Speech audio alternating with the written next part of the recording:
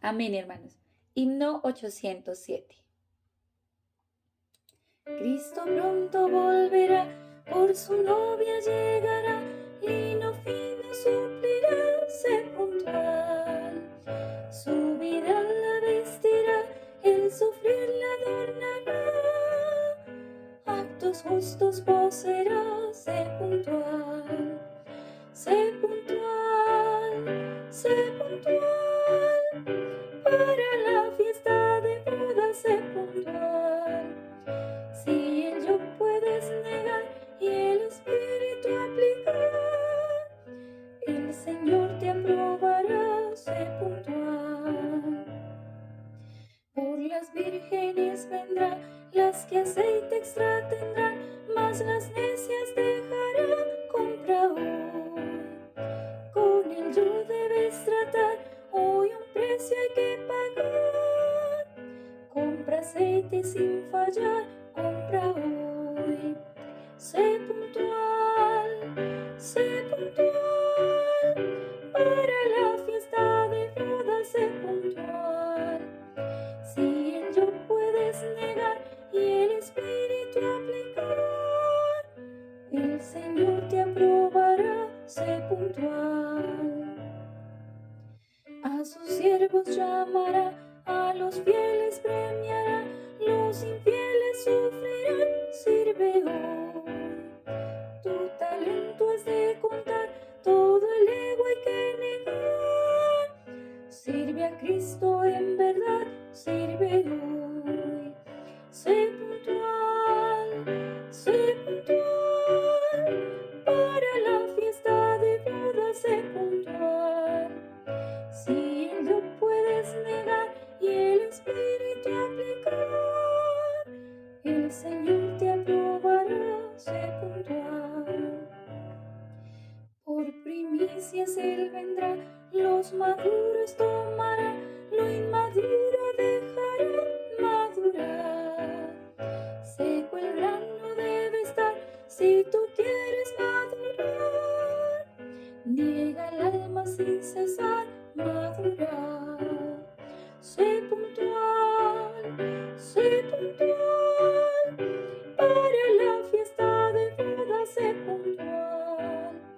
Si el yo puedes negar y el espíritu aplicar, el Señor te aprobará, sé puntual.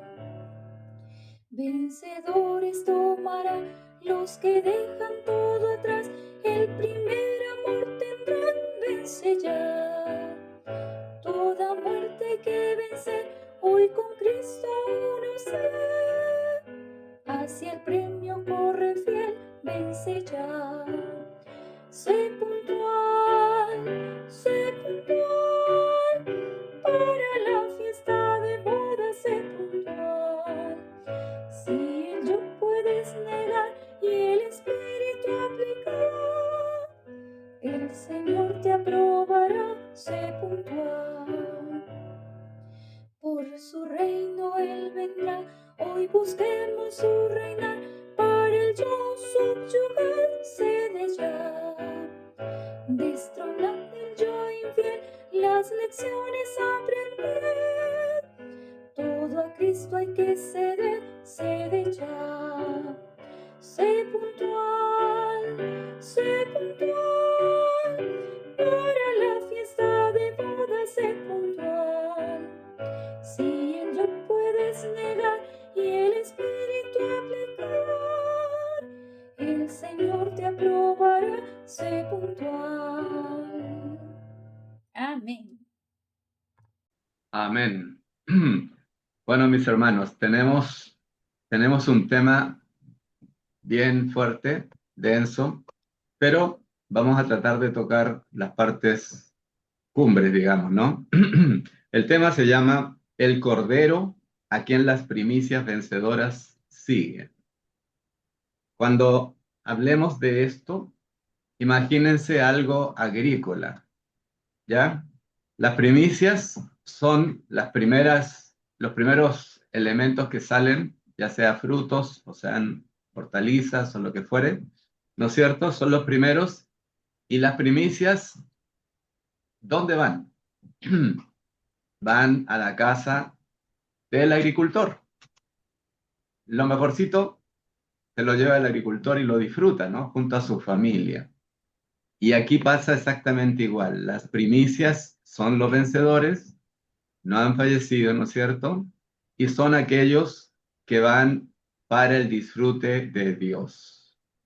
Entonces, entramos de lleno a la primera sección que dice Apocalipsis 14, del 1 al 5, revela a Cristo como Cordero, a quien las primicias vencedoras siguen. Entonces vamos a leer Apocalipsis 14, del 1 al 5. Dice, después miré y he aquí el Cordero estaba en pie sobre el monte Sión, y con él 144,000 que tenían el nombre de él y el de su padre escrito en la frente. Y oí una voz del cielo como estruendo de muchas aguas y como sonido de un gran trueno, y la voz que oí era como de arpistas que tocaban sus arpas y cantan un cántico nuevo delante del trono y delante de los cuatro seres vivientes y de los ancianos. Y nadie podía aprender el cántico sino aquellos 144,000 que fueron comprados de la tierra. Estos son, versículo 4, los que no se contaminaron con mujeres, pues son vírgenes. Estos son los que siguen al Cordero por donde quiera que va. Estos fueron comprados de entre los hombres como primicias para Dios y para el Cordero, y en sus bocas no fue hallada mentira, pues son sin mancha. Entonces, la primera sección nos dice Apocalipsis 14 del 1 al 5, revela a Cristo como Cordero, a quien las primicias vencedoras siguen. Las primicias son los vencedores, como decíamos, vivos, quienes serán los primeros que madurarán en la labranza de Dios. Por tanto, hermanos, serán cegados antes de la cosecha como primicias para Dios y para el Cordero. Es decir, va a ser lo primero que Dios va a disfrutar. ¿Quién fue el primer hermano como primicia, hermanos? ¿Quién cree usted que fue el primer hermano primicia? Enoc, ¿Sabe quién fue? ¿Perdón? Enoc. El primero en realidad fue Jesús, Mm, ¿no es cierto? ¿Por qué? Porque él no solo no fue arrebatado como Enoc, sino que resucitó, ¿verdad? Resucitó. Entonces, bueno, eso lo dice el mensaje, no lo digo yo. Entonces, ahí tenemos nuestro primer hermano, y esas primicias serán arrebatadas al monte Sidón celestial, dice, al lugar donde Dios mora en el tercer cielo, a fin de estar en la presencia de Dios y de Cristo. Esto tiene una connotación muy interesante, hermanos, porque si miramos el punto 2, dice el significado del arrebatamiento es ser llevados a la presencia del Señor. El arrebatamiento es similar a la cosecha, hermanos. Si miramos, seguimos mirando a la agricultura, ¿no? El arrebatamiento es similar a la cosecha. Entonces, si el significado de esto, del arrebatamiento, es llevarnos a la presencia del Señor a fin de ser llevados a la presencia de Él, debemos estar en su presencia hoy. Aquí tenemos varios versículos, por ejemplo, 2 Corintios 2:10, que nos dice, y al que vosotros algo perdonáis, yo también, porque también yo lo que he perdonado, si algo he perdonado, por vosotros lo he hecho en la persona de Cristo. Oh Señor Jesús. ¿Por qué nos dice eso el apóstol? ¿Qué es la persona de Cristo? La persona de Cristo es, hay una palabrita que en este momento se me fue, pero en el fondo cuando miramos el rostro de un hermano, estamos viendo su persona, sus ojos. Y en este caso, no eran 2 ojos, eran 7 ojos, ¿verdad? Entonces, esto tiene mucho que ver, eh, por eso que les hago una sugerencia, y si quieren lo anotan, leer el bosquejo de Apocalipsis 14, completito, todo el bosquejo, ¿no? ¿Y qué nos habla este bosquejo? Nos habla de la caída de Babilonia, nos habla de la adoración de la gran imagen y de los mártires. Todo esto ocurre antes de la gran tribulación. Por esto, las primicias son arrebatadas antes de la gran tribulación. Y eso es muy importante. Entonces, el Señor Jesús, ¿qué es lo que quería?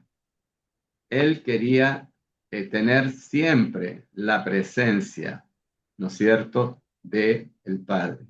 Siempre lo buscaba. Él así se retiraba, ¿no es cierto?, iba a orar y oraba no con los ojos cerrados físicos solamente, sino buscando el rostro del Padre. Eso nos debe tocar profundamente. En 2 de Timoteo 4:8 también el apóstol le recuerda a Timoteo que tenemos que buscar su presencia. Si buscamos su presencia, hermanos, y eso nos está hablando de todo lo que ocurre en el día a día, vamos a tener su compañía. Y eso nos va a llevar a esa estatura y plenitud que el Señor busca. Entonces, el punto siguiente dice que el arrebatamiento tiene por finalidad derrotar al enemigo y satisfacer a Dios. El Señor necesita al hijo varón para combatir contra su enemigo, pero necesita aún más a las primicias para su satisfacción y disfrute. Eso nos debe alentar, hermanos. Él necesita sus primicias. Él necesita que nosotros lo busquemos y lleguemos a hacer esas primicias que Él necesita. Oh Señor Jesús. Finalmente el punto B dice, la Biblia revela 2 aspectos del arrebatamiento. El arrebatamiento de los vencedores antes de la gran tribulación y el arrebatamiento de la mayoría de los creyentes al final de la gran tribulación. Tenemos 2 arrebatamientos.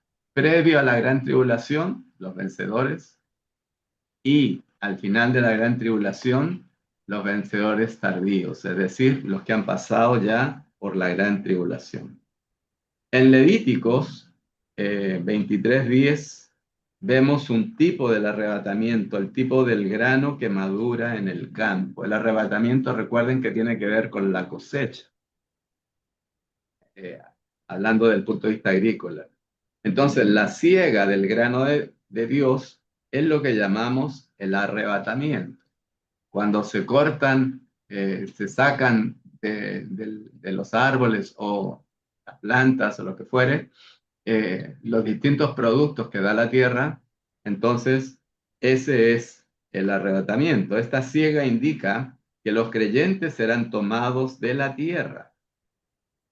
Oh Señor Jesús. Parte del grano, es decir, las primicias, madura más temprano y es segado más temprano. El resto del grano, la cosecha, madura más tarde y es segado más tarde. Ahí tenemos los 2 arrebatamientos, ¿verdad? Si el arrebatamiento tiene relación con la cosecha, tenemos una que es previa, las primicias, y una que es posterior, que son los hermanos que han llegado a la madurez luego de la gran tribulación. Entonces el punto 3 dice que según Apocalipsis 14 hay 2 clases de arrebatamiento. El arrebatamiento de las primicias y el arrebatamiento de la cosecha.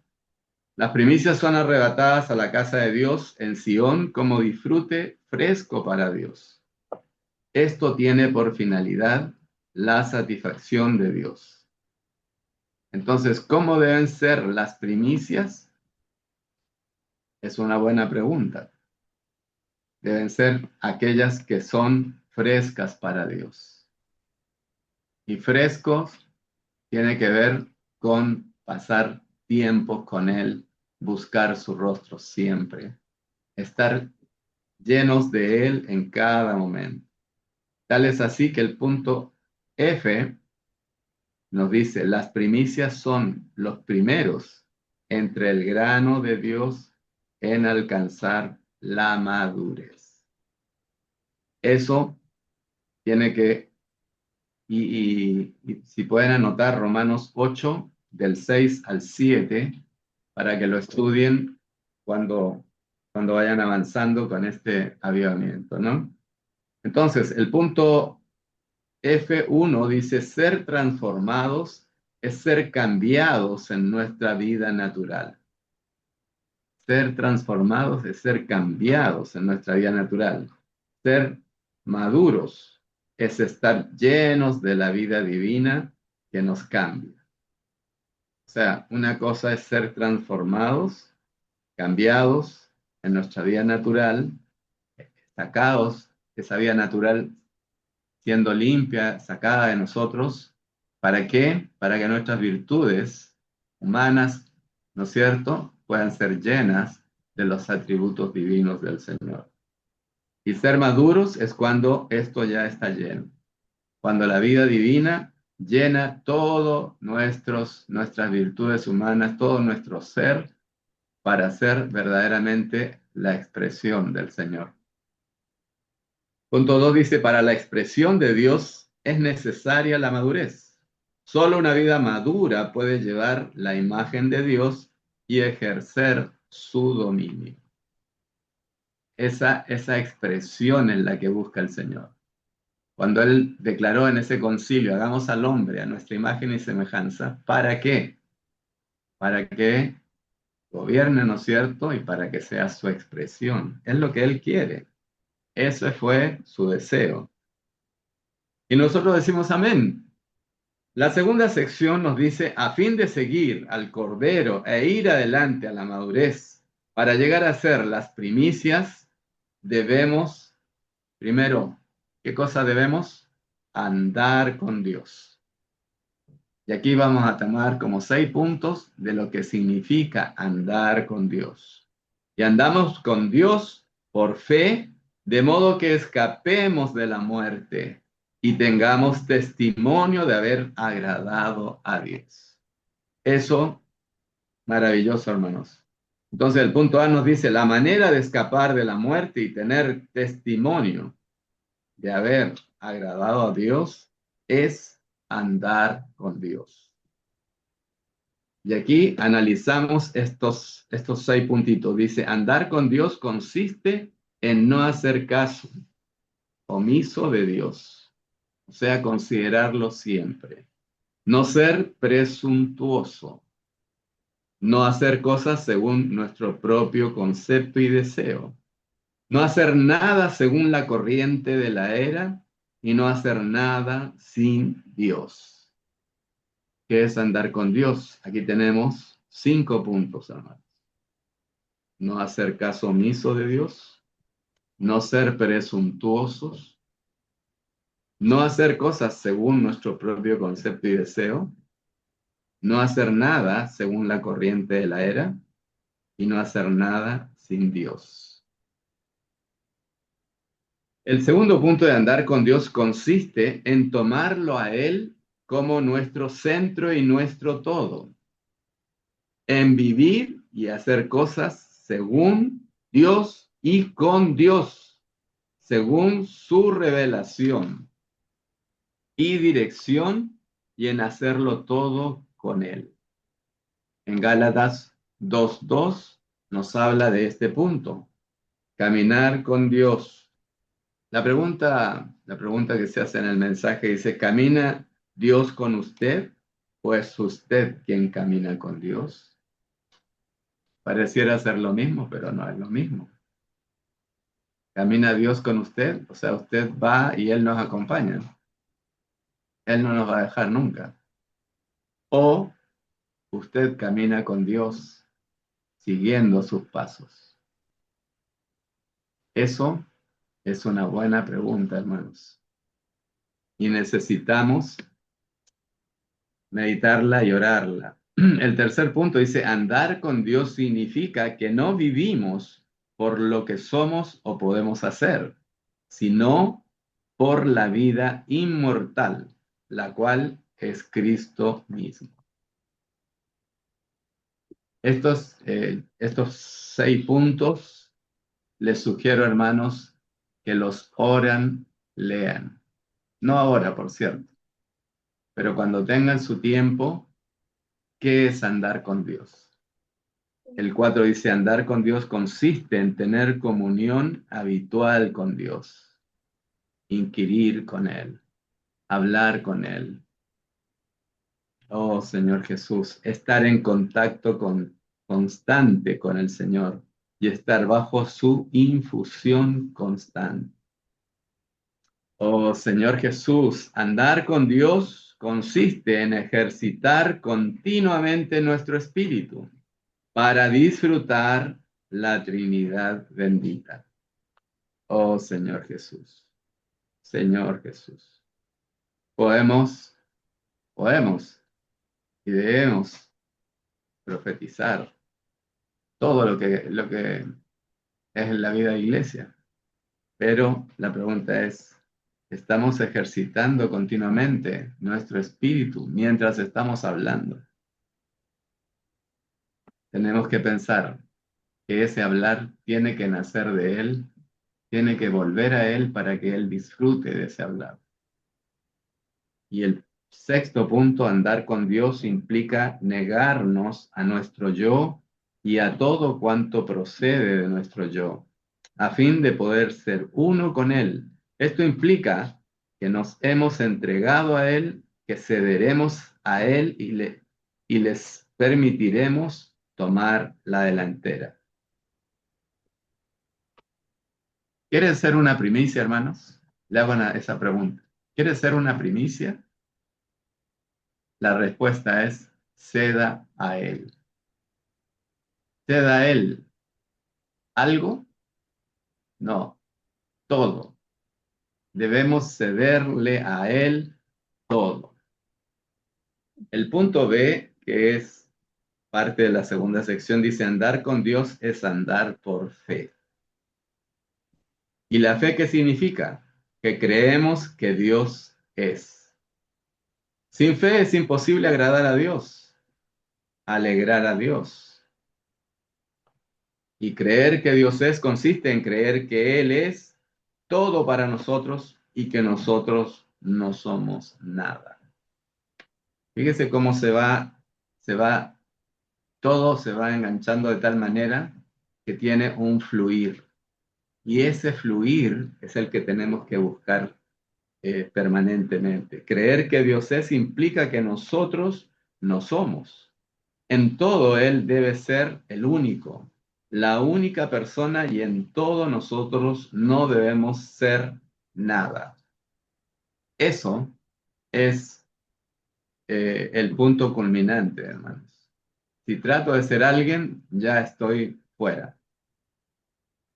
Creer que Dios es consiste en negarnos a nuestro yo. En todo el universo, Él es, y todos nosotros no somos nada. Ese punto, márquelo, remárquelo. El punto E dice, yo no debería hacer nada, yo no debería existir, solo Él debería existir. Ya no vivo yo, más Cristo, más Cristo. Y en su conversión al Señor, le dijo a Saulo de Tarso, yo soy Jesús, a quien tú persigues, ¿no? El Señor decía, yo soy el gran yo soy aquel que es, debes creer que yo soy y tú no eres. Entonces, a la postre, Saulo llegó a su fin y Pablo surgió. ¿Qué significa Pablo? Significa pequeño, ¿no? de ese Saulo así grande, que sabía todo, que era estudioso, que no sé qué, que no sé cuánto, ok, llegó a ser Pablo pequeño, es decir, nada. Y eso es lo que cada uno de nosotros tiene que llegar a ser, nada. El punto E dice, esto es fe, ¿no es cierto? O el gozo de no tener nada y no ser nada y no ver nada, sino a un Cristo vivo que está en gloria y no ocuparme de nada que no sea sus intereses aquí abajo. Eso lo dijo Darby, ¿no? La fe entonces significa que creemos que Dios es galardonador de los que con diligencia le buscan. Damos gracias al Señor por esto. Y la recompensa de Enoc fue el grado más elevado de vida, escapar de la muerte. Eso para considerarlo. El Señor es un galardonador y nosotros necesitamos ser los que lo buscan. Enoc, la primera persona en ser arrebatada, es el representante de todos los vencedores que serán arrebatados mientras estén vivos. Oh Señor Jesús. El hecho de que seamos arrebatados dependerá de que seamos maduros en la vida divina al andar con Dios. Eso es nuestra labor, hermanos. Buscar llegar a esa plena madurez. No lo hago en mi esfuerzo, sino buscándolo a Él, andando con Él. Oh Señor Jesús, negándonos a nosotros mismos, no buscando nuestros propios placeres, nuestros propios deseos. Enoc anduvo en ascenso con Dios continuamente, día y noche por 3 siglos. 3 siglos, hermano. Más de 1000 días, acercándose más a Dios y siendo más uno con Dios cada día, hasta que él no fue hallado porque Dios se lo llevó. Así fue arrebatado. Y llegamos a la tercera sección, oh Señor Jesús, que nos dice, a fin de seguir al Cordero e ir adelante a la madurez, para llegar a ser las primicias, debemos ser fieles en el servicio brindado en la comisión del Señor para dar a Dios como alimento a los miembros de su casa, de modo que podamos ganar a Cristo como nuestra recompensa en el reino venidero. ¿Se fijan el tema como el Señor nos está planteando? A fin de seguir al Cordero. ¿Qué tenemos que hacer? Seguir al Cordero. Y para seguirlo, oh Señor, dice, ir adelante de la madurez. Tenemos que ir en pos de llegar a esa plena madurez. Y así podremos llegar a ser esas primicias fieles en el servicio brindado en la comisión que el Señor nos encomiende, ¿no? Para dar a Dios como alimento a los miembros de su casa. No está hablando solo de la casa física, sino de la casa espiritual también.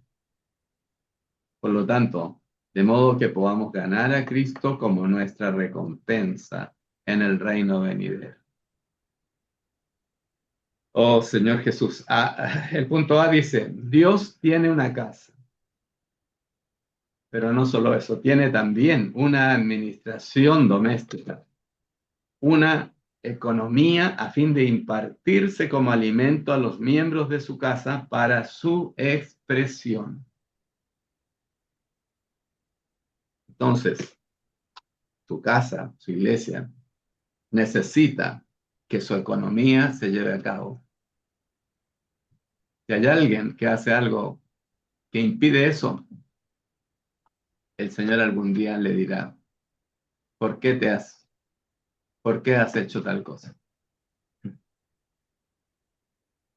Y eso es bien difícil, hermanos.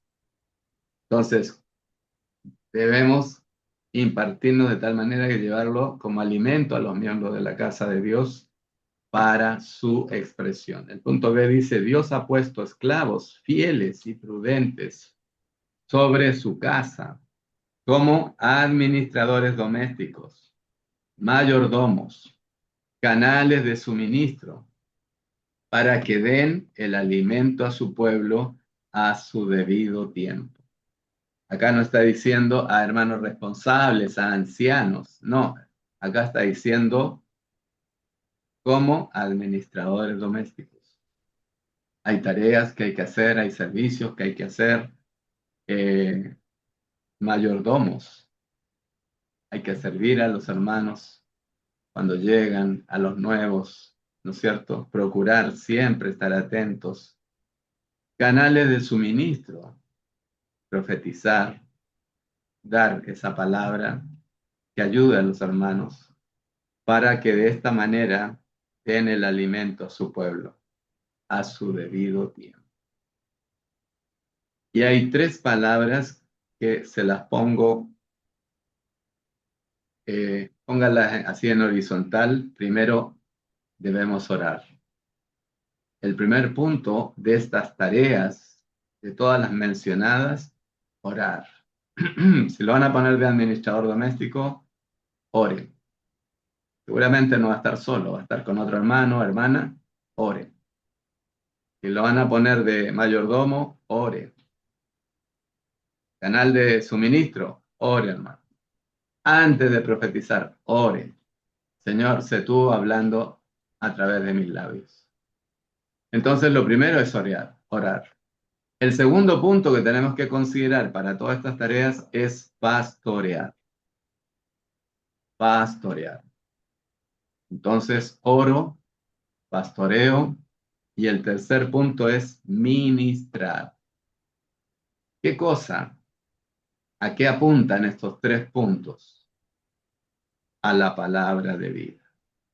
Esa palabra de vida debe llegar a todos nuestros hermanos, de tal manera que todos seamos, de alguna manera, satisfechos, ¿no es cierto? Y podamos crecer en vida y por consiguiente poder llegar a esa plena madurez. El punto C nos dice que la frase les dé el alimento se refiere a ministrar la palabra de Dios y Cristo como suministro de vida a los creyentes en la iglesia. Cristo como espíritu vivificante es nuestro alimento, corporificado y hecho real para nosotros en la palabra de vida. Por eso, todos estos puntos, ¿a dónde van? Hacia la palabra de vida. Que esa palabra de vida llegue en primer lugar a nosotros y luego a los hermanos. Poco a poco vamos compartiendo y nos abrimos cuando otro hermano va a dar esa palabra de vida. Orando para que esa palabra llegue a nosotros y toque las partes que el Señor quiere que toque.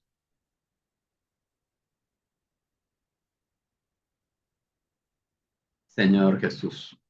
Entonces, vamos al punto 1, dice, a fin de disfrutar al Señor como nuestro alimento espiritual, para poder alimentar a otros, debemos orar y reflexionar sobre su palabra, saboreándola y disfrutándola por medio de cuidadosa consideración.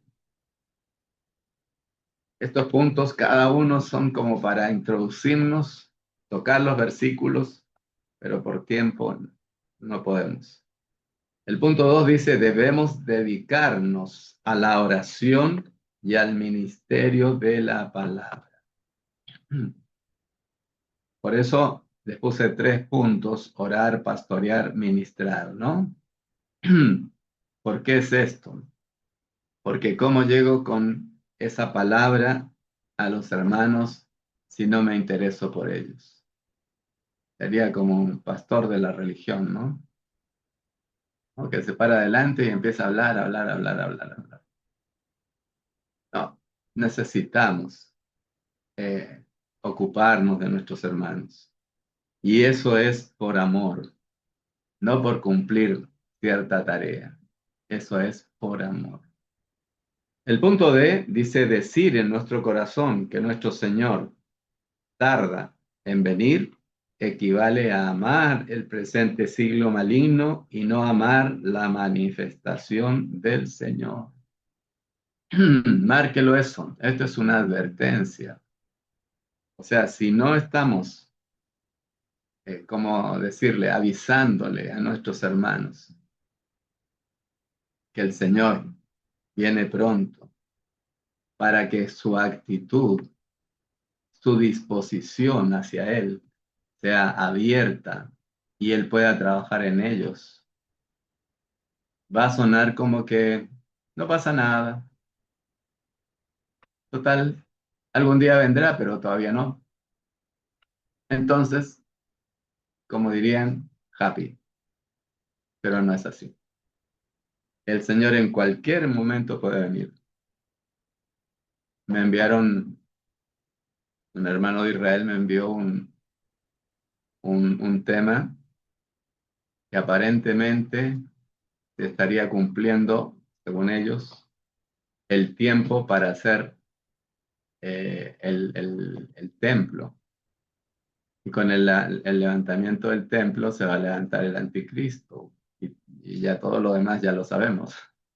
Entonces, estamos en tiempos difíciles, hermanos. Ok. El punto 1 dice, debemos guardarnos de la codicia sin acumular tesoros para nosotros, sino siendo ricos para con Dios. Nuestro banco debe estar en los cielos, el banco celestial. Ahí acumular tesoros. Y eso es ganando más Cristo. Él es oro, hermanos, no se olviden. 2, acordaos de la mujer de Lot. Esta es una advertencia solemne para los creyentes que aman al mundo. 3, debemos velar y rogar para que el día de la venida del Señor no venga de repente sobre nosotros como un lazo, sino que estemos preparados.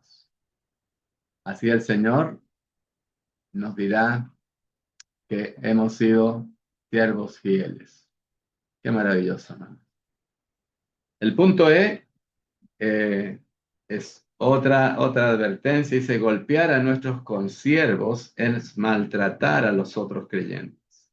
No debemos juzgar ni condenar a los otros creyentes, sino ser benignos para con ellos, tiernos, perdonándolos, aun como Dios nos perdonó en Cristo. Cuando le preguntan al Señor, ¿y cómo debo perdonar? ¿Cuántas veces debo perdonar? 70 veces 7. ¿7 veces? No, 70 veces 7. Wow. Entonces, no debemos injuriar ni criticar a nuestros hermanos, sino estimarlos como superiores a nosotros mismos. Injuriar a un hermano dice equivale a criticarlo o despreciarlo severamente con lenguaje abusivo. Es duro, pero es real. Aquellos que aceptan las palabras injuriosas tienen la misma responsabilidad de aquellos que pronuncian las injurias. Tales palabras causan daño al cuerpo. Cuando hay algún hermano o hermana que habla mal de alguien y lo escuchamos, verdaderamente somos cómplices de la misma situación. Y el Señor nos va a juzgar. Dios nunca encomendará autoridad a aquellos que por naturaleza les gusta criticar a otros. Bueno, el punto 3 dice, no debemos enseñorearnos sobre los otros creyentes, sino servirles como esclavos a fin de alimentarnos con el Cristo resucitado, quien es el Espíritu vivificante. Al final, todo apunta a esto, hermanos. Por eso ese punto, márquenlo porque es muy importante. No debemos enseñorearnos por ningún motivo, sino servir a nuestros hermanos como esclavos. Si nos piden, hágate al servicio, amén, gloria al Señor. Y lo hago orando, ¿no es cierto? Pastoreando y ministrando. ¿Se acuerdan los 3 puntos? Entonces, de esa manera soy salvo de no enseñorearme, de no creérmela, que soy más que los demás. Eso, que el Señor nos salve de eso. Entonces, si le decimos a otros a dónde deberían ir, sin animarlos a orar, buscar la dirección del Señor y tener la comunión apropiada en el cuerpo, eso constituye un gran insulto para el Señor. Tienes que reunir, anda a la reunión de tal parte, allá son mucho mejores, etcétera, ¿no? Todas esas cosas que el enemigo mete en la cabeza de algunos hermanos, hermanas, y que hacen que los hermanos se desvíen y sean sacados de la localidad incluso porque se reúnen en otro lugar donde hablan más bonito, donde qué sé yo. Pero esa no es la realidad de la iglesia. El cuerpo se edifica de acuerdo al lugar donde el Señor nos ha puesto. Si yo soy el dedo gordo del pie, por ejemplo, así quiera hacer el dedo de la mano, no voy a hacer nunca. El Señor me puso ahí. Así que amén. El punto F dice, comer y beber con los que se emborrachan equivale a asociarse con las personas mundanas, quienes están embriagadas con cosas mundanas. Tenemos que tener mucho cuidado. 1. Debido a la naturaleza divina y posición santa de los creyentes, ellos no deberían unirse en un mismo yugo con los incrédulos. Esto debería aplicarse a todas las relaciones íntimas que puedan existir entre creyentes e incrédulos, no solo al matrimonio y a los negocios. Y el mensaje concluye con la siguiente frase, dice, debemos huir de las pasiones juveniles. Eso lo dice a 2 de Timoteo 2:22. Y seguir al Cristo todo inclusivo, con los que de corazón puro invocan al Señor.